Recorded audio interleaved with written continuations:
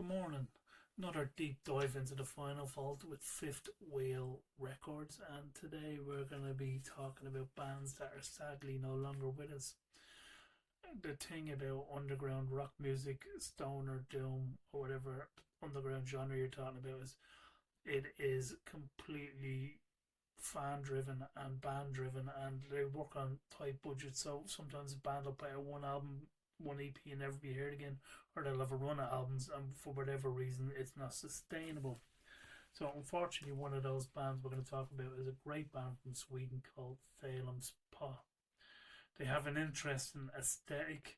It is much influenced by B movies and trashy culture, as it is by Black Sabbath Doom.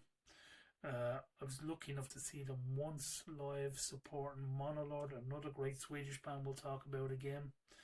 And they wore clear masks, so their features were warped. The keyboard itself was like a carnival keyboard, but it was slightly out of phase, so it gave it this B horror movie kind of vibe, and that was the band's look. Retro clothes, retro sound, and a retro aesthetic. So we will start with Sweden, their debut album. This is one live track split over two sides, and it's a really good introduction to what the band do. That vinyl itself comes on beautiful purple vinyl. The next thing they released was Watch You Kill Me EP. It's two tracks, Watch You Kill Me and Run the Night. Again, beautiful coloured vinyl. Their debut album, I'm not even going to try and pronounce it. They used a B movie Italian actress on it. It's done like an old kind of B horror movie or an adult movie from the 70s. There's three tracks on it: Creep Purple, which takes up side A, Dr. Death, and Notting Hill.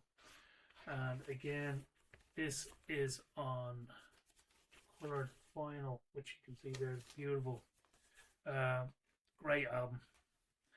They were signed to Riding Easy Records in America, and they brought out an album called Pronounce This. So you can see this is their aesthetic here, masked. Shorter tracks on this album. Some great titles though. Tranny Takes a Trip, Just for Kicks, The Vampire Strikes Back, Coal Mine, So Gone, So Dead, and Desire. And again, this came on beautiful red vinyl. And I'm just going to show you the inside of this album so you can see.